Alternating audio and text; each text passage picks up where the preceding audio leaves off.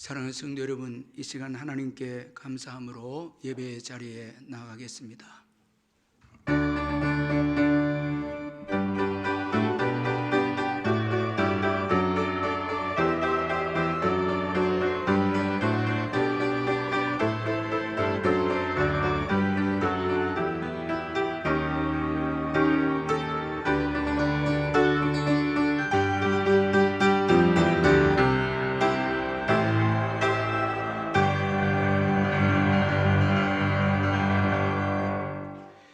사랑의 하나님 아버지, 오늘 거룩하고 복된 주일을 허락해 주시고 기쁜 마음으로 주께 나와서 예배 드릴 수 있도록 큰 은혜를 베풀어 주신 것 감사합니다. 이 시간 현장에서 가정에서 예배하는 우리 모든 성도님들에게 주님의 한량없는 위로와 은총으로 채워주시고 오직 이 예배를 통해서 하나님께만 영광을 올려드리는 우리 온 성도님들 되게 해 주옵소서. 성령 안에서 감사함으로 예배하고 또 신령과 진정으로 예배함으로 우리의 예배를 받으시고 또 하늘 문을 여시서 풍성한 축복을 경험하는 복된 예배가 되게 해 주옵소서. 예수님의 이름으로 기원하옵나이다. 아멘. 찬송가 20장 찬송 부르겠습니다.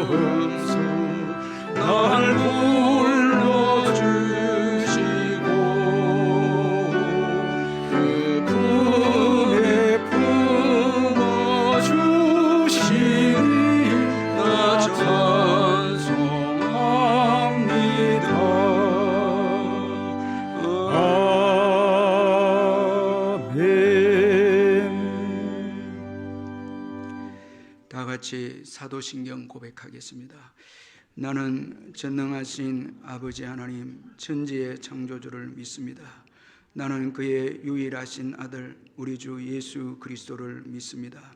그는 성령으로 잉태되어 동정녀 마리아에게서 나시고 본디오 빌라도에게 고난을 받아 십자가에 못 박혀 죽으시고 장사된 지 사흘 만에 죽은 자 가운데서 다시 살아나셨으며 하늘에 오르시어 전능하신 아버지 하나님 우편에 앉아 계시다가 거기로부터 살아있는 자와 죽은 자를 심판하러 오십니다. 나는 성령을 믿으며 거룩한 공교회와 성도의 교제와 죄를 용서받는 것과 몸의 부활과 영생을 믿습니다. 아멘. 이 시간 우리를 대표해서 박재욱 장로님 나오셔서 기도해 주시겠습니다.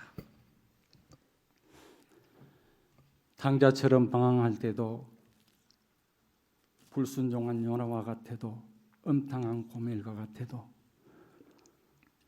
음성으로 불러주시고 손잡아 이렇게 세워주시고 가슴으로 품어주셨던 주님, 지난 한 해도 주님의 말씀대로 순종하지 못하고 주님의 뜻대로 살지 못했지만 한 해 동안도 이렇게 지나게 하여 주신 것 감사합니다.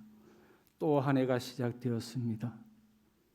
아버지 하나님, 우리의 할 일이 있기에 우리의 생명을 또 연장시켜 준 줄 알고 아버지 하나님 깨어서 기도하며 전도하며 또 아버지 이웃을 돌아보며 성도들을 돌아보며 구역을 돌아보면 살아갈 수 있도록 하나님 인도해 주시고 우리의 사명 잘 감당할 수 있도록 도와주옵소서. 우리 교회를 사랑하여 주셔서 또 올해 한 동안도 부스부스마다 하나님 세워주셨사오니 아버지 하나님 귀한 종들을 하나님 붙들어 주시고 이 사명 어깨 메고 죽도록 충성하는 귀한 종들이 되어질 수 있게 하시고 염려 대신 감사와 아버지 기도와 감사가 늘 넘치는 귀한 아버지 하나님 성도들 다 되어지게 해 주옵소서. 이 나라 이 민족을 하나님 불쌍히 여겨 주옵소서. 참 주님의 재림이 가까움으로 모든 것이 다 악하여져 갑니다. 아버지 하나님 바벨 샀던 그때보다도 소돔과 고모라보다도 노아 홍수 시대보다도 더 악하여져 가는 것 같습니다. 하나님 이 나라 불쌍히 여겨 주옵소서. 생육하고 번성하고 땅을 정복하라고 했지만은 아버지 하나님 또 이렇게 동성애 법이나 반려동물법이나 모든 것이 아버지 하나님의 창조의 질서를 무너뜨리는 것 같습니다. 하나님 이 나라 이 민족 불쌍히 여겨주시고 아버지 긍휼을 베풀어 주옵소서. 대선위에도 하나님 함께하여 주셔서 하나님을 두려워하고 하나님을 아버지 무서워하는 귀한 아버지 하나님 종이 아버지 하나님 이정자가 세워질 수 있도록 대통령이 세워질 수 있도록 하나님 인도해 주시고 아버지 하나님 참 그리해서 이 나라가 복받는 귀한 아버지 나라가 되어서 국민들을 잘 섬기는 대통령 설 수 있도록 하나님 인도해 주옵소서. 아버지 하나님 이 교회를 아버지 책임진 우리 당회장 목사님 하나님 붙들어 주시고 올 한 해 동안 기도로 말씀으로 나아갈 때에 성령께서 아버지 하나님 붙들어 주셔서 아버지 피곤치 않게 하시고 아버지 하나님 넘어지지 않도록 늘 성령으로 붙잡아 인도해 주옵소서. 그리하여서 우리 교회가 화목하고 서로가 서로를 이해하면서 잘 올 한 해도 지나갈 수 있도록 하나님 인도해 주옵소서. 오늘 또 이 자리에 나오고 싶지만은 병으로 고생하는 자녀들 아버지 하나님 경제적으로 어려움을 당하고 있는 자들 너무너무 많습니다. 그 자리가 하나님 복된 자리가 되게 하시고 그 자리에서 눈물 뿌려 기도하며 아버지 하나님 참 결실함을 볼 수 있는 귀한 자리들이 다 되어지게 해 주옵소서. 아버지 세우신 목사님 오늘 통하여서 말씀의 은혜 받게 하시고 아버지 하나님 한 주간 살아갈 때에 말씀으로 승리하는 귀한 우리 성도님들 다 되어지게 해 주옵소서. 예수님의 이름으로 기도드리옵나이다. 아멘.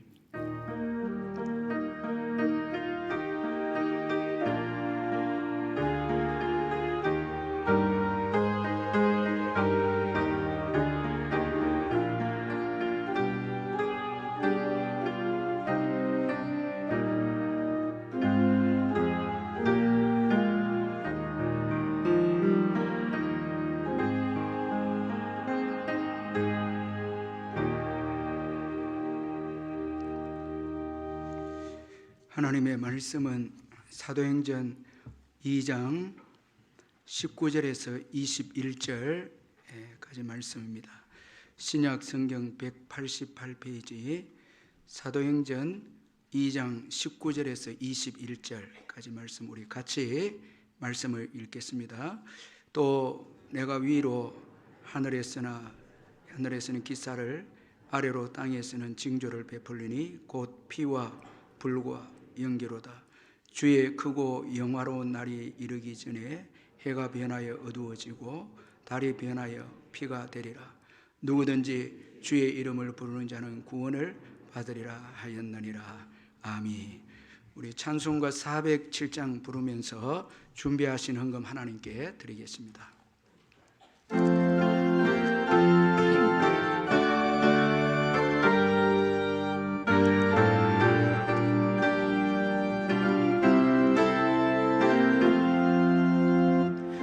우주와 함께 낮추었으니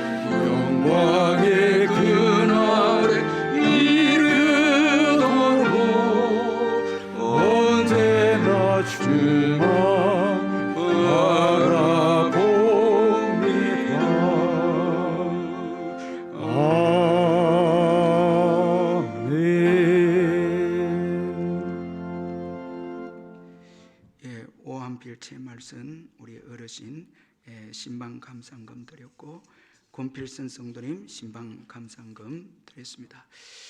사랑하는 성도 여러분, 주 안에서 반갑습니다. 주님의 은혜와 평강이 함께하기를 기원합니다. 제가 몇 가지 광고를 드리겠습니다. 오늘 예배는 방역 지침을 지키면서 현장 예배와 영상 예배를 동시에 드리고 있습니다. 이 시간 가정에서 병상에서 영상으로 예배를 드리는 우리 성도님들께 주님의 크신 위로와 복이 함께하기를 기원합니다. 예배 드릴 때 기쁨과 감사로 예배를 드리고 11조를 비롯한 예물은 온라인으로 참여해 주시고 적은 예물이라도 주님을 사랑하는 마음으로 참여해 주시고 아이들도 함께 참여해 주시면 감사하겠습니다. 이번 주 수요 예배는 저녁 7시 30분 현장 예배로 드리고 또 이번 주 새벽 기도회와 심야 기도회는 현장 예배로 드립니다. 오늘 주일학교 아이들 예배는 현장 예배와 영상 예배를 동시에 드립니다. 그리고 의화나 온라인 성경 퀴즈 대회가 1월 22일에 있는데 우리 교회는 코치 2명, 선수 13명이 출전한다고 합니다. 그리고 2022년 서리 집사 임명을 했는데 임명을 받은 분들 충성해 주시길 바랍니다. 그리고 코로나 기간 동안에 이단의 가르침과 영상을 절대 삼가해 주시고 또 조심해 주시기를 바랍니다. 교우 동정단에 본교회 우리 청년 출신이었던 우리 이범구 목사님이 제주 시민교회를 개척해서 이번 주 토요일 설립 예배를 드립니다. 우리 성도님들 많이 우리 이범구 목사님 위해서 기도해 주시면 감사하겠습니다. 그리고 21구역에 양기철 집사님의 장남되는 다솔군의 결혼 예식이 이번 주 토요일입니다. 1월 22일 낮 12시에 문수 컨벤션 웨딩홀 1층에서 있습니다. 축하해 주시고 그리고 69역에 이영선 집사님께서 하나님의 부름을 받았는데 슬픔을 당한 가정을 위로해 주시기를 바랍니다. 이제 헌금을 위해서 기도하겠습니다. 사랑의 하나님 아버지, 은혜를 감사합니다. 지난 주간도 주님의 크신 은총으로 보내게 해주시고 또 새로운 주일을 또 주셔서 새로운 주간을 시작하게 해주시니 감사합니다. 주님의 특별하신 은총으로 이번 한 주간도 은혜 가운데 보낼 수 있도록 은총을 베푸시고 우리 귀한 성도님들 이 어려운 시대에 말씀을 붙잡고 믿음으로 살아가는 특별한 은혜가 있게 해 주시옵소서. 받은 은혜 감사해서 귀한 예물을 주께 드리오니 주님이 받으시고 성도님들의 모든 사업장과 직장과 또 일터 위에 넘치는 복으로 채워주옵소서. 그리하여서 더 나누어 주고 구워주는 성도님들 다 되게 해 주옵소서. 병중에 있는 성도님들 예수의 이름으로 깨끗하게 회복되게 해주시고 귀한 우리의 부모님과 어르신들 주님 앞에 서는 그날까지 믿음으로 승리할 수 있도록 축복해 주시고 또한 자녀를 기다린 가정, 짝믿은 가정을 축복하셔서 주님의 때에 귀한 열매가 있게 해주시고 수험생들과 군에 있는 아들들과 국내외로 흩어진 자녀들 어디에 있든지 주님 동행해 주시고 지켜 보호하여 주시옵소서. 특별히 외국인 근로자들 주님이 축복하셔서 타국에 와서 예수 믿고 또 직장 생활할 때 야곱에게 복을 주셨던 주님께서 복을 주셔서 그 복을 가지고 고국으로 돌아가서 선교사적인 삶을 살아가는 귀한 우리 외국인 근로자들 다 되게 해 주시옵소서.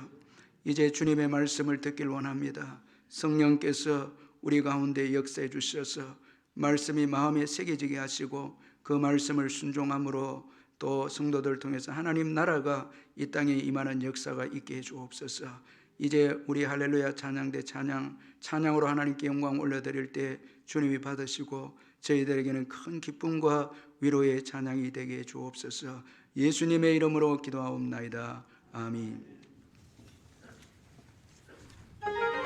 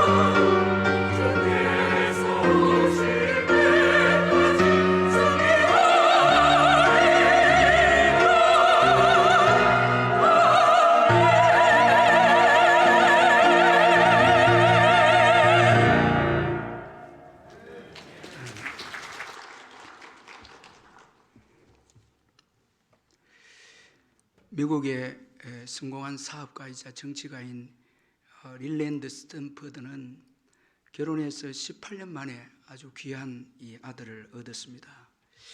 그가 44세 또 아내가 40세에 어렵사리 얻은 아주 귀한 아들인데, 이 아들이 15살에 갑자기 건강이 나빠지자 아내가 아들을 치료하기 위해서 이 아들을 유럽으로 데리고 갔습니다. 그러나 아들은 여행 중에 이 장티푸스에 걸려서 결국은 1년간 더 살다가 16살에 죽고 말았습니다. 이 스탠퍼드는 귀하게 얻은 아들이 죽게 되자 식음을 전폐할 정도로 비탄에 빠졌습니다. 그러던 어느 날 이 아들이 꿈에 나타나서 아빠에게 이런 말을 합니다. 아빠, 슬퍼하기에는 할 일이 많아요. 하나님과 이웃을 위해서 사세요. 그렇게 아들이 슬퍼하고 있는 이 아빠에게 꿈에 나타나서 그 말을 해주었습니다.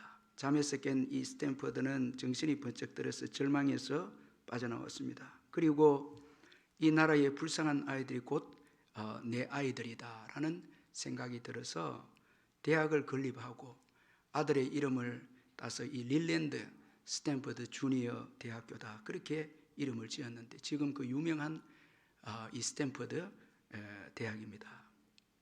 대학 내 중심 건물인 이 스탠퍼드 대학교 기념교회의 벽에는 이런 그 글귀가 새겨져 있다고 합니다. 하나님은 고통을 통해 인간에게 가장 가까이 다가오신다.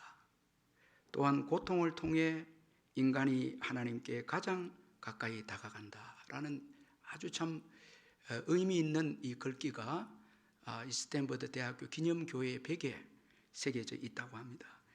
하나님은 고통을 통해 인간에게 가장 가까이 다가오신다.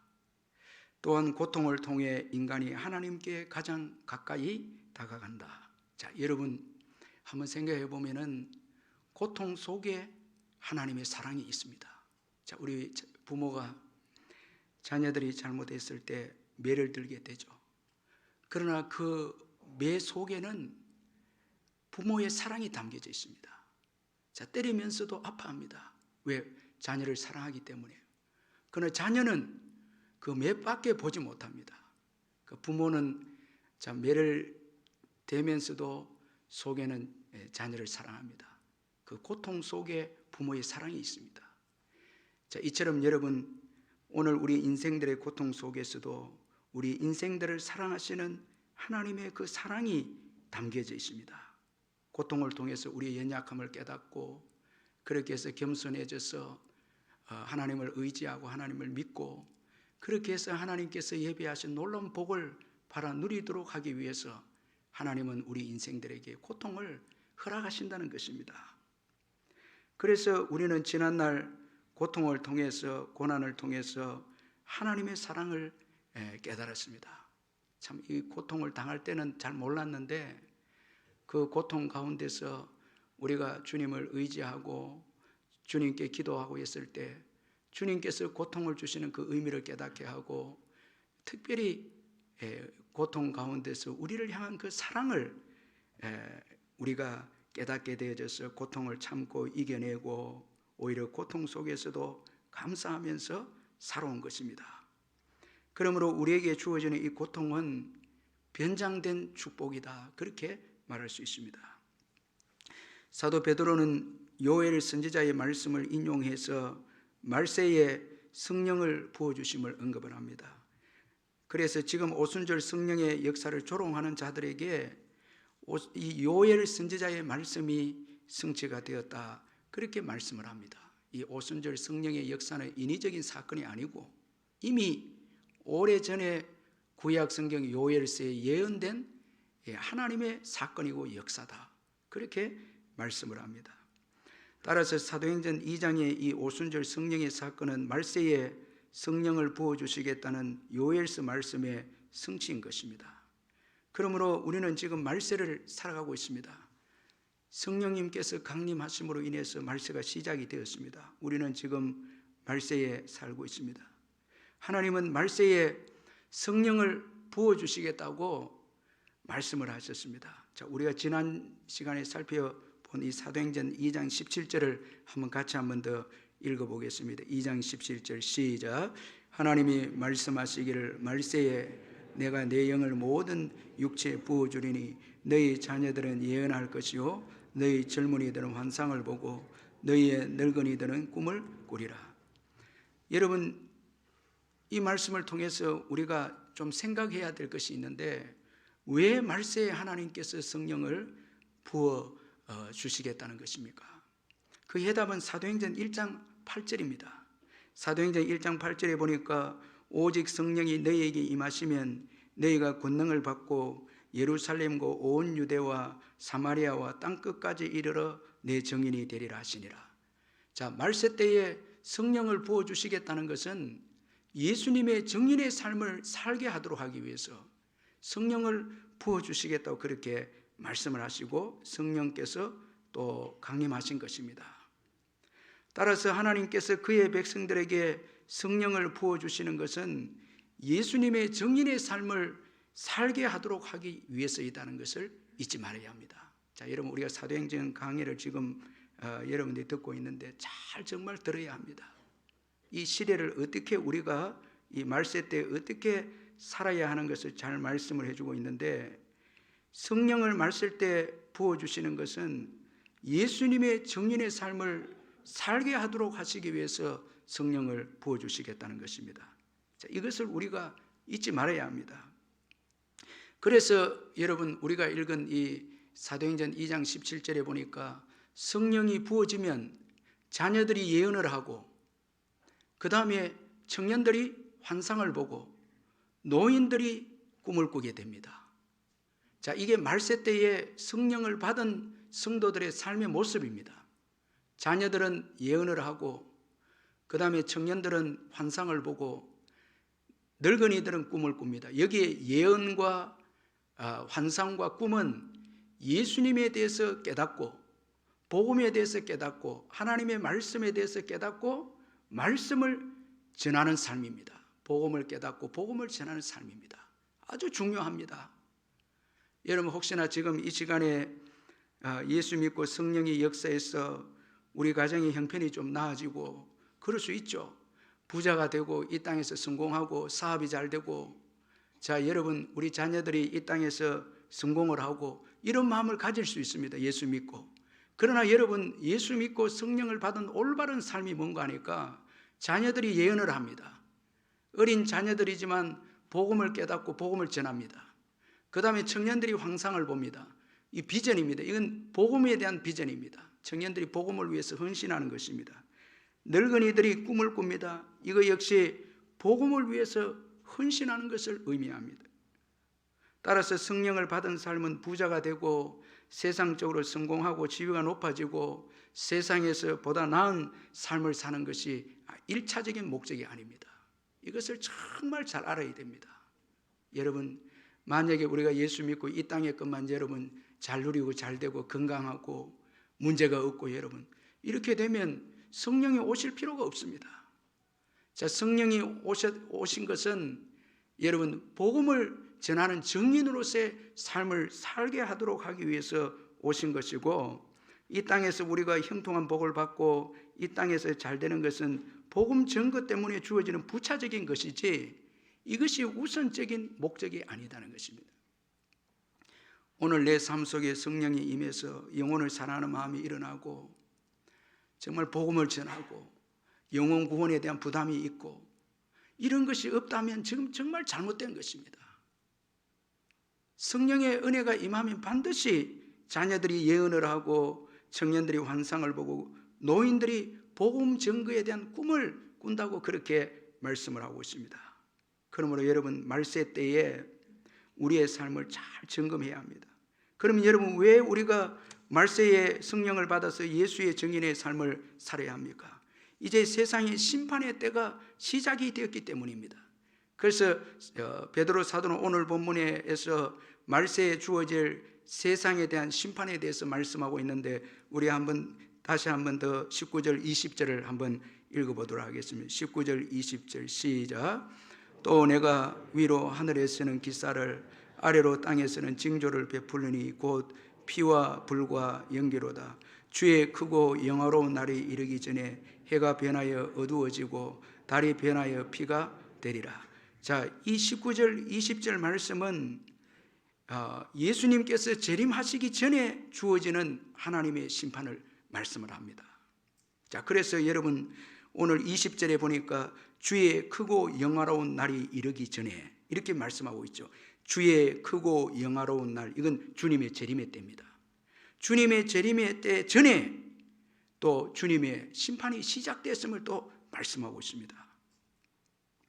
자, 여러분 이 주님의 재림 전에 주어지는 오늘 본문의 이 심판의 성격이 어떠한가 우리가 좀 알 필요가 있는데 왜 그런가 하면 재림 전에 이 심판을 잘 알아야 재림 후에 주어질 이 심판이 얼마나 무서운 심판인가를 우리가 알게 되는 것입니다. 자, 여러분 오늘 예수님께서 재림하시기 전에 주어지는 그 심판의 성격을 보면 먼저는 전우주적 심판입니다. 19절에 보니까 여러분 19절에 거기 보면 위로 하늘에서는 그리고 아래로 땅에서는 이 표현이 되어 있습니다. 위로 아래로, 위로 하늘에서는 또 아래로 땅에서는, 이 말씀을 볼 때에 이제 하나님께서 행하시는 이 심판은 전우주적 심판이라는 것입니다. 그러므로 여러분 이 하나님의 심판을 피할 자가 없다는 거예요. 이 말세의 그 징조를 쭉 마태복음 누가복음에 보여주고 있는데 예수님께서 오시기 전에 주어지는 그 징조들 보여주는데 그 중에 하나가 전염병인데 지금 이 전염병은 온 세상이 지금 다 여러분 그 전염병이 다 온 세상에 퍼져 있습니다. 자, 이 말세 전에 예수님 재림 전에 주어지는 이 심판이 전우주적 심판이고 재림 이후에도 전우주적 심판인 것입니다. 그리고 이 심판에 또 성경은 두렵고 공포의 심판입니다. 그 19절에 보면 또 내가 위로 하늘에서는 기사를 아래로 땅에서는 징조를 베풀리니 곧 피와 불과 연기로다 이렇게 말씀합니다. 피와 불과 연기로다. 이 종말의 시작을 알리는 이 세 가지 표적들이 구체적으로 무엇을 의미하는지는 명확하지는 않지만은 성경 전체를 볼 때에 하나님께서 친히 행하시는 심판의 행위가 바로 이 피와 불과 이 연기입니다. 그래서 하나님께서 애굽을 심판하실 때 첫 번째 재앙이 피였습니다. 그리고 피에 이어서 제시되는 이 불도 하나님의 심판을 상징하는데 신명기 32장 22절에 보니까 그러므로 내 분노의 불이 일어나서 소올의 깊은 곳까지 불사르며 땅과 그 소산을 삼키며 산들의 터도 불타게 하는도다. 자, 여러분 이 불도 이 심판의 도구입니다. 심판의 재료인데 참 무서운 것이죠. 연기도 마찬가지입니다. 하나님께서 소돔과 고모라 성을 심판하실 때 연기가 옹기점 연기같이 치밀어 올랐다고 그렇게 말씀을 하고 있습니다.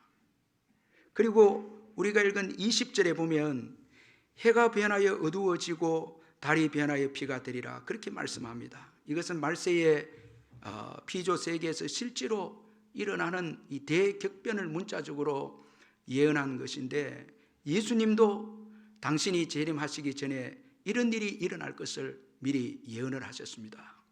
마태복음 24장 29절에 보면 그날 환난 후에 즉시 해가 어두워지며 달이 빛을 내지 아니하며 별들이 하늘에서 떨어지며 하늘의 권능들이 흔들리리라 말씀하셨고 누가복음 21장에 보면 곳곳에 큰 지진과 기근과 전염병이 있겠고 또 무서운 일과 하늘로부터 큰 징조들이 있으리라 그렇게 말씀을 했습니다. 우리 예수님도 이미 이 사도행전에서 베드로가 말씀하는 이 말씀에 대해서 마태복음 누가복음에서 예수님께서 재림하시기 전에 이런 징조들이 일어날 것을 말씀했습니다. 따라서 이런 징조들은 여호와의 심판 직전 모든 죄인들이 그 앞에서 두려움을 갖도록 하기 위해서 주어진 심판들입니다. 누가복음 21장 25절 26절을 보면 이를 승신에는 징조가 있겠고 땅에서는 민족들이 바다와 파도의 성난 소리로 인하여 혼란한 중에 공고하리라. 사람들이 세상에 임할 일을 생각하고 무서워함으로 기절하리니 이는 하늘의 권능들이 흔들리겠습니다. 그렇게 말씀합니다. 자, 지금 우리가요, 이 코로나의 전염병 때문에도 두려움으로 가득 차 있습니다.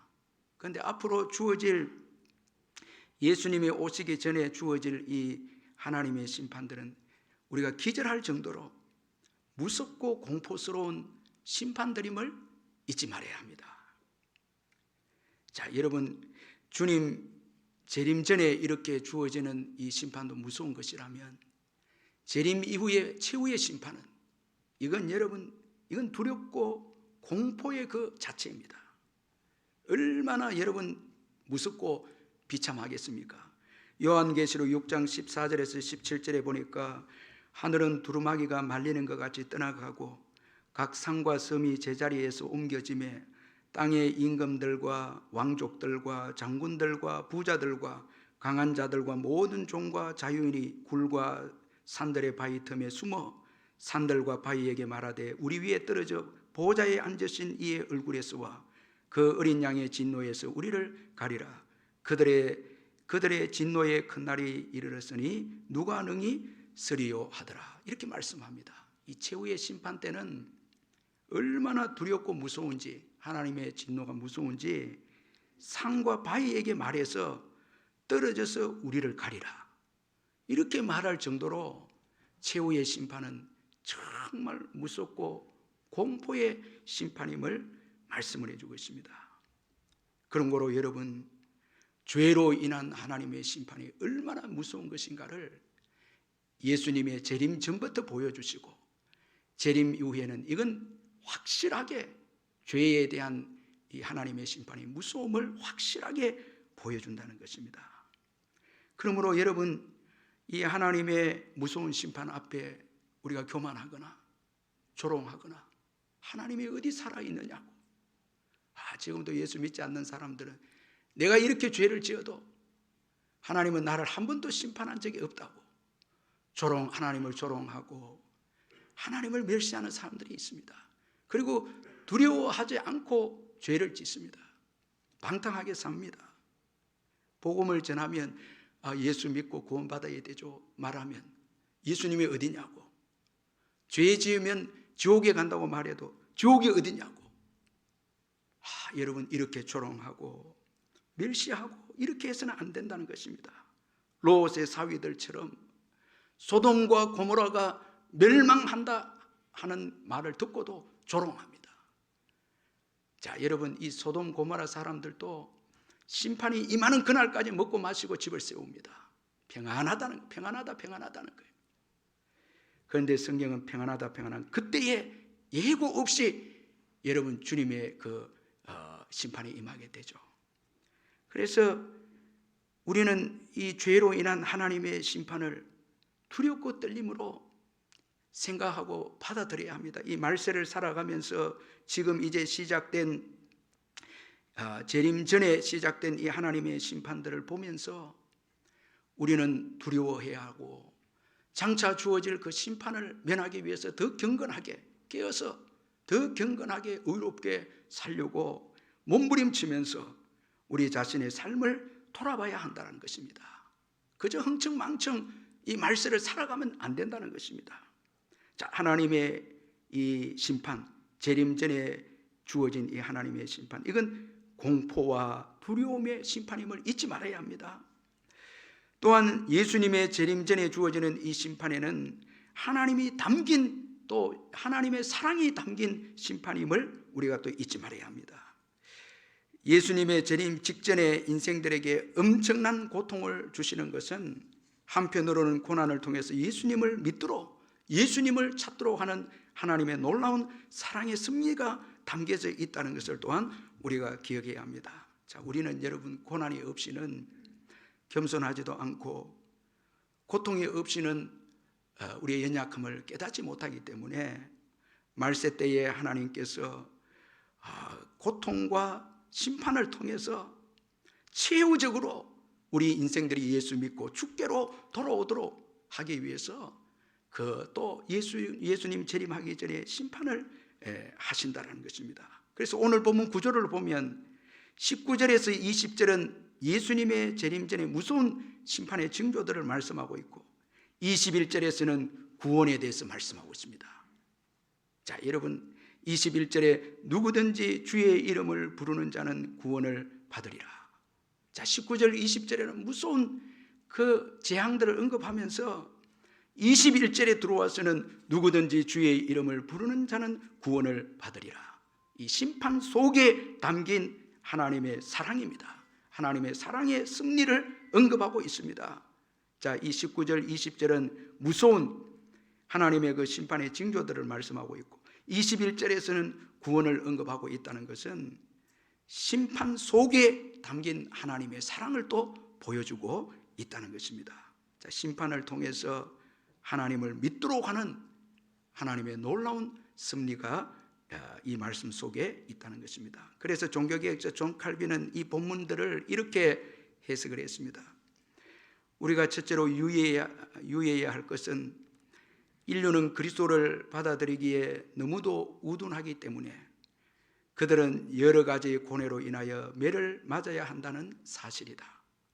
둘째로 그리스도께서는 고생하며 고민을 걸머쥐고 있는 사람들을 자신에게 초대하시기 때문에 우리는 시련을 통해서 겸손을 배우도록 많은 시련으로서 굴복을 받을 필요가 있는 것이다. 셋째로 우리는 육체의 안전을 필요 이상으로 추구하는 경향이 있으며 그로 인하여 많은 사람들이 그리스도의 은혜를 현세의 생활에 결부시키게 되므로 우리가 그리스도의 왕국을 영적이라는 것을 알기 위해서는 전혀 다른 경로로 우리의 생각을 돌리도록 하는 일이 옳다. 그러므로 하나님께서는 우리들에게 그리스도의 은혜는 하늘의 것이라는 사실을 가르쳐 주시려고 우리가 육체에 의한 많은 고뇌를 겪게 하시는 것이다. 이렇게 해석했습니다. 자, 믿지 않는 자들에게는 무서운 심판의 징조들을 보여줌으로써 그들의 우둔함을 하나님께서 부수시고 교만을 깨뜨려서 하나님이 필요한 것을 이제 느끼게 하고 우리 믿는 자들은 하나님의 은혜를 받아서 이 땅에 자꾸 정착하려고 하는 이런 마음을 말세 때 징조를 보내서 흔들므로써 너희들의 본향은 천국임을 깨닫게 하기 위해서 심판과 고난을 주신다. 이렇게 칼빈이 해석하고 있습니다. 자, 우리가 여러분 말세 때 이런 징조가 없으면요, 이 세상이 우리의 영원한 고향인 것처럼 생각해서 받은 복을 가지고 이 받은 복이 이 땅에서 누리는 복인 줄 생각합니다. 이게 그리스도의 왕국을 세우는 은혜고 복인데 이 땅에 자꾸 정착하고 이 땅에서 하나님의 은혜를 누리려고 그렇게 생각하는 게 우리들입니다. 그런데 말세 때의 기근과 지정과 전염병과 또 여러 가지 하나님의 재앙을 통해서 우리를 흔드는 거예요. 그러면서 이 땅이 본향이 아니고 영원한 천국에 대한 소망을 두고 회개하게 되고 또 믿음을 가지게 되고 그렇게 해서 주의 이름을 부르는 자가 되는 것입니다. 그렇기 위해서 말세 때에 하나님께서 무서운 심판의 징조를 통해서 사람들을 그리스도께로 돌이키고 믿는 자들의 믿음을 다시 새롭게 해서 천국의 소망을 두도록 하기 위함이다. 이렇게 종교개혁자 칼빈이 해석을 합니다. 그런 거로 여러분 이 말세 때 주어지는 하나님의 심판 속에는요, 우리 인생들을 너무너무 사랑하시는 하나님의 사랑이 담겨 있습니다. 최후적 사랑입니다. 최후적으로 주어지는 사랑입니다. 이 사랑을 우리가 외면하면 안 됩니다. 자, 예수님을 믿어야 구원받는다는 이 놀라운 하나님의 사랑, 이걸 외면하면 더 이상 구원받을 길이 없다는 것입니다. 따라서 여러분 말세에 시작된 하나님의 심판을 통해서 주어지는 하나님의 사랑을 깨달아야 합니다. 어떤 성도님들은 이 코로나를 통해서 주님의 사랑을 더 깨닫습니다. 그래서 믿음으로 주님을 더 가까이 합니다. 회개합니다. 순결하게 살려고 몸부림칩니다. 이게 여러분 하나님의 사랑을 올바로 이해하고 반응하는 말세 때 태도입니다. 더 악해지고 더 교만해지고 하는 것은 이건 하나님의 사랑을 깨닫지 못한 거예요. 이 고난을 통해서 더 정결하게 살고 더 하나님 나라를 소망하면서 살라고 주신 이 고통인데 이걸 우리가 원망하고 불평하면서 이룰 수 있습니까? 왜 이런 어려움 줍니까? 이렇게 해서는 안 된다는 것입니다. 자, 여러분, 이 말세 때의 심판 속에 담긴 하나님의 사랑 잘 이해해서 그 사랑에 우리가 반응해야 하는 것입니다. 따라서 여러분, 하나님의 사랑에 반응하는 사람은 이 세상에 더 이상 소망을 두지 않습니다. 자, 여러분 19절 20절 보십시오. 여기에 어떻게 세상의 미래에 여러분 낙관적입니까? 세상의 미래가 밝지 않습니다. 죄송합니다. 제가 이런 좀 부정적인 이야기에 죄송한데 세상은 밝지 않습니다. 많은 사람들이 앞으로 더 좋은 나라를 세우고 만들겠다. 성경에 어디 그런 게 있습니까? 여러분, 세상은 갈수록 여러분 더 어두워집니다. 더 여러분 세상은 밝지 않습니다. 그런 거로 세상의 소망을 두어서는 안 됩니다. 하나님 나라는 밝습니다, 여러분. 왜? 그래서 여러분 19절에 여기 20절에 보니까 주의 크고 영화로운 날, 주님의 재림의 날을 주의 크고 영화로운 날이죠. 자, 여러분, 세상은 미래가 밝지 않지만 하나님 나라의 미래는 밝다는 것입니다. 주의 크고 영화로운 날. 그런 거로 우리의 소망을 어디에 두어야 합니까? 세상에 두는 것이 아니고 하나님 나라에 두어야 합니다.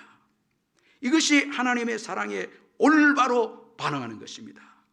여러분, 멸망할 때에, 말세 때에 이제 심판이 시작됐는데 세상을 사랑하고 세상에 집착하고 세상의 마음이 빼앗긴다면, 멸망한 곳에 마음이 빼앗긴다면 이제 멸망을 하실 하나님께서 얼마나 마음이 아프시겠습니까?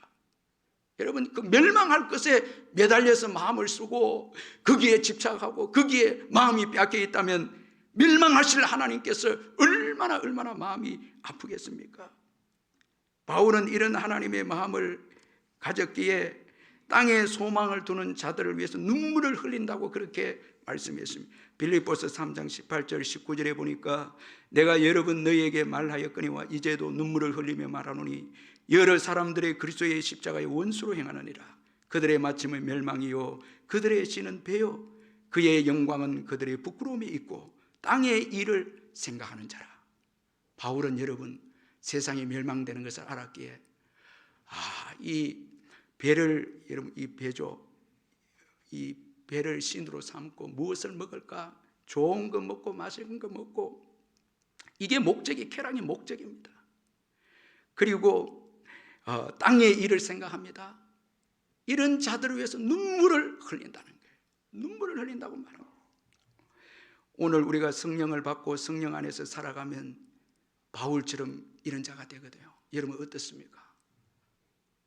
여러분들이 이런 사람 볼 때 눈물이 흘려집니까? 아니면 세상에 이런 사람들 부러워하고 있습니까? 자, 이 사도행전 강해를 통해서 저는 정말 우리 교회가 사도행전적 교회로 거듭나는 기회가 될 수 있도록 정말 우리 마음속에 여러분 죽어가는 영혼들에 대한 눈물이었고, 울산만 해도 90%가 예수를 믿지 않는데 우리가 그들을 향한 중보기도가 없고 기도가 메말라 있고 우리의 기도가 대부분 땅의 것을 위한 기도고 땅의 것을 추구하고 있다면 사도행전적 교회와 우리는 너무 거리가 먼 것입니다. 여러분 어떻습니까? 여러분 믿지 않는 자들에 대해서 애통하는 마음이 있고 바울처럼 눈물을 흘리는 마음이 우리에게 있습니까? 아니면 부러워하고 있습니까? 자, 하나님의 사랑에 반응하는 자는 멸망하는 세상을, 여러분, 세상에 소망을 두지 않는다는 것입니다. 우리는 이 세상에 살아도 세상을 목적으로 해서는 안 됩니다. 이 세상에 사는 목적은 복음을 위해서 사는 것입니다. 이 세상은 끝이 있음을 믿어야 합니다. 이거 잊지 말아야 합니다. 그래서 이 마지막 때는 우리가 깨어 있어야 되고 애통하면서 기도하며 성령의 은혜를 받아서 말씀을 분별할 수 있는 영안을 가져야 되고 죽어가는 영혼들에게 안타까운 눈물을 흘리며 여러분 기도하는 기도의 역사가 있어야 하는 것입니다. 만약에 여러분 이 마지막 때도 무엇을 먹을까 입을까 마실까 세상의 출세와 세상의 것들 위해서 기도하고 있고 여기에 마음이 빼앗겨 있다면 하나님의 사랑에 반응하는 자가 아니다는 것입니다. 그리고 오직 소망을 예수 그리스도께 두어야 합니다. 이게 하나님의 사랑에 반응하는 것입니다. 오직 소망을 예수 그리스도께 둬야 합니다. 여러분 19절 20절에 보면 세상은 소망이 없습니다. 그런데 21절에 들어와서 이 땅을 살아가면서 유일하게 소망이 있다면 바로 누구든지 주의 이름을 부르는 자는 구원을 얻으리라. 누구든지 주의 이름을 부르는 자는 구원을 얻으리라. 세상의 그 어떤 것에서는 소망이 없습니다. 이 어려운 시절에 세상의 끝을 통해서 구원을 받을 수가 없어요. 우리의 죄 문제도 해결할 수 없고 세상의 여러 가지 심판을 피할 수도 없고 세상의 문제를 해결함을 받을 수도 없습니다. 오직 해결함을 받을 수 있는 유일한 한 가지는 주의 이름을 부르는 자입니다. 주의 이름을 부르는 자. 오직 구원은 예수님에게 있습니다. 말세의 구원을 받는 길은 오직 예수님이 있습니다. 이 세상에는 없습니다. 이 세상의 것을 붙잡아서는 안 됩니다. 여러분 유일한 복음이 누구든지 주의 이름을 부르는 자는 구원을 얻으리라. 유일한 복음입니다.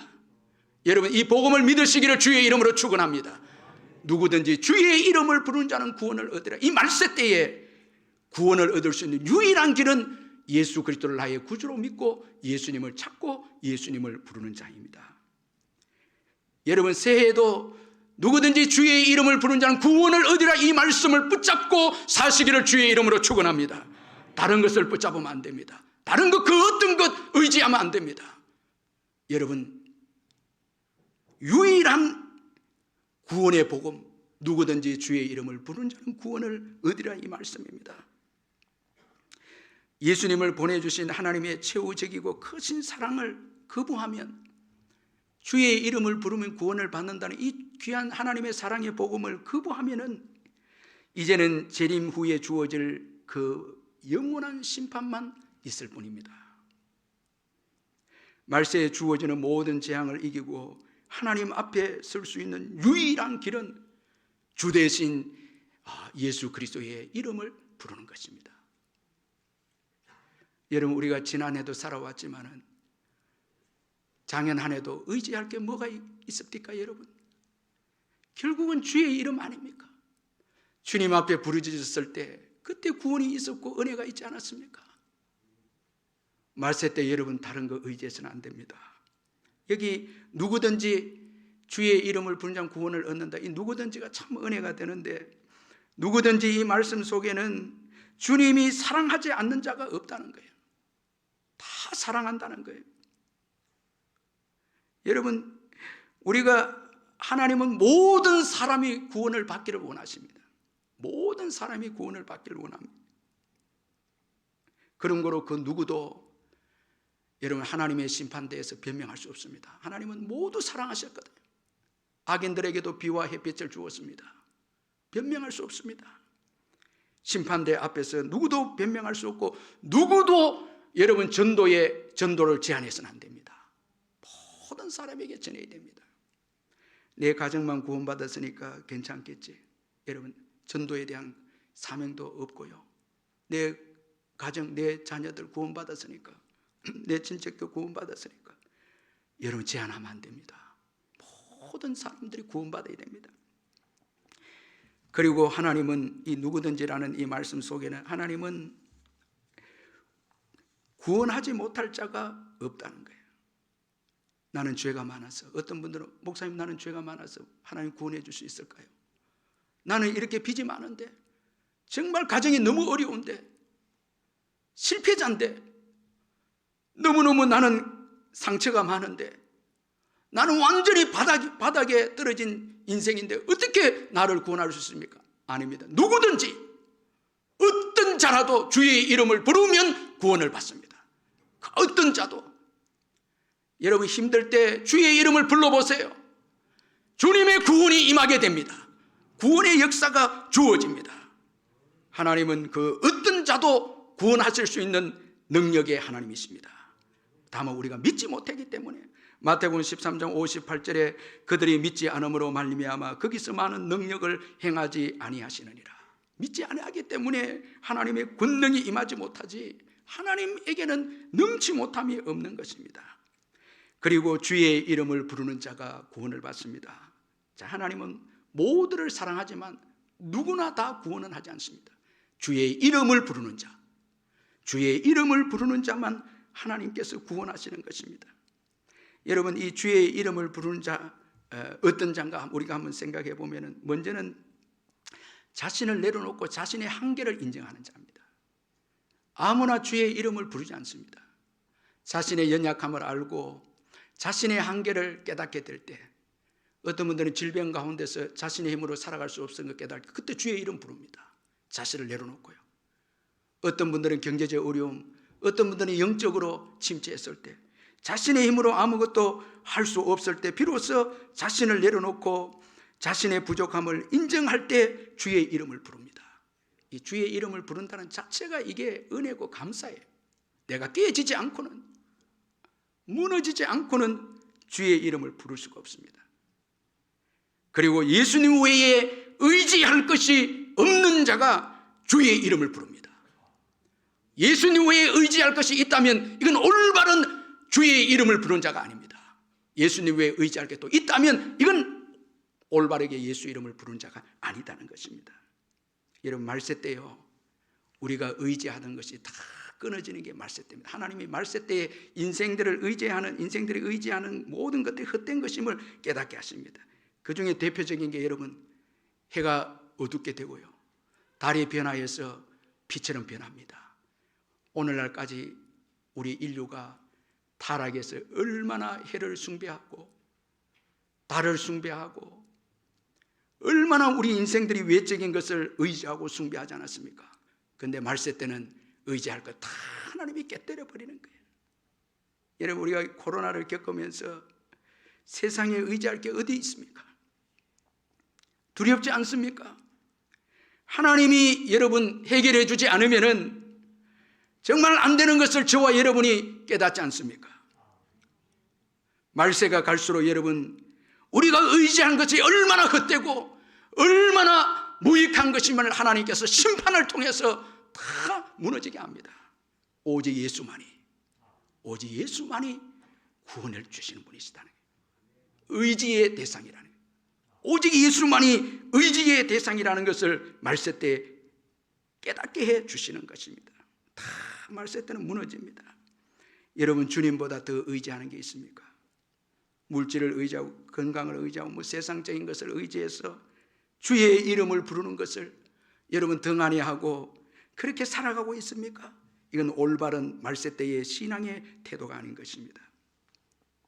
정말 주님 한 분만 의지하는 저와 여러분이 될 때 주의 이름을 부릅니다. 아멘. 그게 축복의 역사가 일어납니다. 주님 한 분만 의지하게 될 때, 가난한 심령이 돼서 주님 한 분만 소망을 두게 될 때 우리는 간절히 부르짖게 되고 여기에 주님은 구원의 축복을 주십니다. 여러분, 이 가난한 심령 얼마나 이게 복된 것인지 모릅니다. 이 두 번째 그런 말하는 그 책이 있는데, 지은 분이 이홍성 집사님인데, 그는 주일에 예배를 드리러 교회 가기보다 아내를 속이고 회사 가서 아주 열심히 일한 그런 일중독의 이 분이었는데, 밤을 새면서 일하는 게 다반사였습니다. 그러다가 폐혈증이 와서, 과로로 폐혈증이 와서 양쪽 다리 절반을 다 잘라내고 오른쪽 팔을 잘라내고 왼쪽 손가락 일부를 다 절단하게 되어집니다. 아주 비참하게 됩니다. 이분이 병으로 쓰러져서 폐혈증이 와서 병원에 입원해서 의식 상태 3주 동안 의식이 없게 되었는데 긴 꿈을 꾸었다고 합니다. 그가 어떤 사람에게 끌려서 무척 빠른 속도로 땅속 지하로 들어가게 되는데 그 깜깜한 공간에 이제 내버려지게 되어졌습니다. 그는 그곳에서 비로소 간절히 기도하기 시작했는데 갈급했던 기도가 그곳에 터져나왔습니다. 왜냐하니까 아무도 없는 곳에, 꿈속인데 아무도 없는 곳에 깊은 곳에 떨어져 있으니까 두려움이 와서 하나님께 간절히 기도합니다. 입을 내어서 소리를 내어서 꿈에서 이제 기도하는데 속 시원하고, 기도하니까 속이 시원하고 너무너무 컨디션이 좋아졌다는 것입니다. 하나님, 주님 제발 저를 살려주십시오. 용서해 주십시오. 저를 불쌍히 여겨주십시오. 하나님, 제가 더 살 이유가 없다면 이제 저를 여기서 데려가시고, 하지만 하나님, 혹시 하나님께서 저를 더 쓰실 계획이 있다면, 그리고 세상에 아직 할 일이 남아있다면 저를 살려주십시오. 제 모든 것을 맡깁니다. 간절하게 꿈에서 기도합니다. 이 기도가 마치기 전에 통곡이 터져나와서 기도를 합니다. 그 순간에 꽉 막힌 가래를 뱉어내듯 오래 목이 잠겨 말하지 못하던 음성이 풀려서 노래까지 시원스럽게 부를 수 있게 된 것만 같았다고 합니다. 목이 너무너무 답답했는데 그 꿈에 간절히 부르짖고 회개하면서 통곡하면서 기도하니까 목이 다 풀려버렸다는 거예요. 그런데 이 느낌이 사실이었습니다. 그가 의식이 돌아오고 스스로 호흡하기 시작했다고 판단한 의사가 그의 목에 넣은 삽관을 빼는 바로 그 순간, 그가 꿈속에서 기도하면서 목이 확 풀릴 때가 바로 지금 의식이 돌아온 시기였다는 것입니다. 3주 만에 깨어난 것입니다. 그리고 그 아내가 이제 이 의사들이 남편이 3주 동안 깨어나지 않으니까 목을 뚫자는 거예요. 그러니까 아내가 안 된다고. 그런데 마지막으로 이제 오늘까지 호흡이 안 돌아오면 목을 뚫겠다는 거예요. 그런데 바로 뚫으려 하는 그 순간에 이분이 깨어난 거예요. 그러니까 아내도 너무 하나님께 감사한 거예요. 기도해서 하나님이 남편의 이 목을 뚫지 않고 자가 호흡할 수 있도록 깨워줬다고 너무너무 감사한 거예요. 감사했다고 합니다. 절망적인 환경인데도 부르짖어 기도하니까 살아나는 역사, 회복의 역사가 일어났다는 것입니다. 이분이 이제 은혜를 받고 이제 의족을 달고 의수를 해서 휠체어를 타고 다니면서 직장 생활하고 간증도 하는데, 이분이 그 어려운 시기를 겪으면서 두 가지가 회개가 됐다는 거예요. 첫 번째는 뭔가 하니까 교회에서 중등부 부감을 맡겨주었는데 거절했다는 거예요. 회사가 너무 바쁘고 하니까 거절해버렸다는 거예요. 이게 회개가 되어서 이분이 지금은 휠체어를 타고 다니면서 부장을 한다는 거예요. 그리고 두 번째는 가정예배였는데 늘 바쁘다고 가정예배 형식적으로 예배드리고, 한 번은 아내가 직장에서 늦게 집에 왔는데 가정예배 드리는데 여보, 우리 무릎 꿇고 같이 예배하자고. 근데 이분이 딱 하는 말이, 교회에서 무릎을 꿇으면 되지, 가정에서 좀 편안하게 예배 드리면 되지 않느냐. 화를 내면서 거절했다는 거예요. 그런데 지금에 와서 이렇게 고백합니다. 나는 이제 기도할 때 아무리 무릎을 꿇고 싶어도 꿇을 수가 없다. 이미 잘렸거든요. 꿇을 수가 없다는 거예요.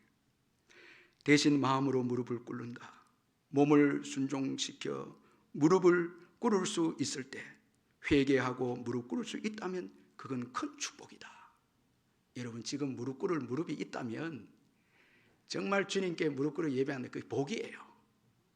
이분이 이 은혜를 받기 전에 형식적으로 교회를 다닌 거예요. 간절히 주님을 찾지 않은 거예요. 주의 이름을 간절히 부르지 않은 것이었습니다. 그런데 큰 고통의 그 사건을 경험하면서 간절히 주님을 찾게 되었고, 주님 없이는 살 수 없고, 주님으로 인해서 지금 감사하고 이런 은혜를 받고 있다고 그 책에서 간증하고 있습니다. 여러분, 하나님은 주의 이름을 부르는 자를 구원하십니다. 구원하신다는 것은 책임져 주시고 신실하다라는 의미인 것입니다. 주님의 이름을 부르는 자는 반드시 도와주십니다. 반드시 책임져 주십니다. 시편 50편 15절에 환난 날에 나를 부르라, 내가 너를 건지리니 내가 나를 영화롭게 하리로다. 여러분, 한번 돌아보십시다. 지금까지 살아온 거 돌아보십시다. 부르짖어서 기도해서 살아왔죠. 한계를 경험할 때가 얼마나 많았습니까?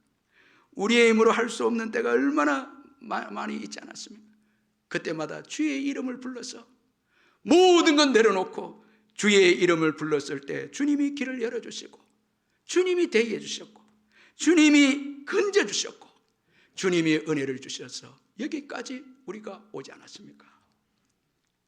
여러분, 말세의 가장 강력한 무기는 주의 이름입니다. 주의 이름입니다. 주의 이름을 부르는 것입니다. 주의 이름을 부르는 것입니다. 이 말세 때 여러분 깨어 기도해야 합니다. 기도하시기를 주의 이름으로 축원합니다. 우리의 힘으로 살 수 없습니다. 세상을 이길 수 없습니다. 심판을 이길 수 없습니다. 피할 수 없습니다. 오직 예수 그리스도의 이름만이 구원을 얻게 됩니다. 교회의 여러분, 가장 본질적인 교회 축복의 도구는 주의 이름을 부르는 게 교회입니다. 다른 거 교회가 의지하면 안 됩니다. 주의 이름입니다. 이거 잊지 말아야 합니다. 말세 때 성령을 받아야 세상을 올바로 이해하게 되고 세상에 소망을 두지 않게 되고 그리고 예수님께 소망을 두는 자가 되고 이 예수님을 증거하는 인생이 되는 것입니다. 여러분, 최후적인 이 하나님의 사랑, 주의 이름을 부르는 자는 구원을 받으려는 이 최후적인 주님의 사랑, 이 사랑 잊지 마시고 여러분, 예수 믿는 저와 여러분도 이 마지막 때 주의 이름을 부르면서 살아야 합니다. 여기에 구원이 있습니다. 기도하겠습니다. 사랑의 하나님 아버지, 우리는 미련해서 그 귀한 주님의 이름이 우리에게 있음에도 불구하고 세상의 것에 귀를 기울이고 기웃거리고 의지하고 세상의 것에 만족하려고 하고 세상의 어리석은 것을 의지하려고 할 때가 많습니다.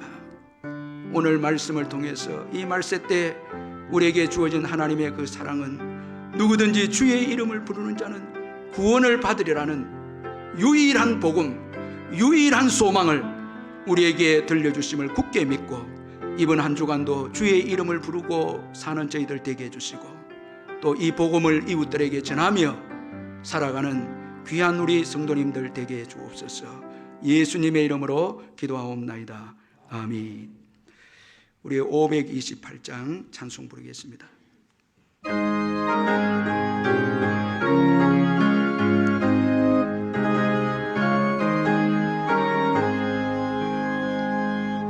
예수가 우리를 부르는 소리 금성구두로무 문 앞에 나와서 사면을 보고 우리를 기다리네